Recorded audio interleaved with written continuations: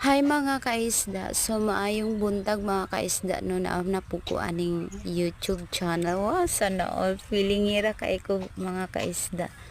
So this is at Pansit mga kaisda, feeling vlogger, feeling maganda, and basta feelingon talaga ako. Maulaw mapunta sa silingan ani mag voice over oy huy. Sana all. And hello mga kaisda, so magandang araw po sa lahat.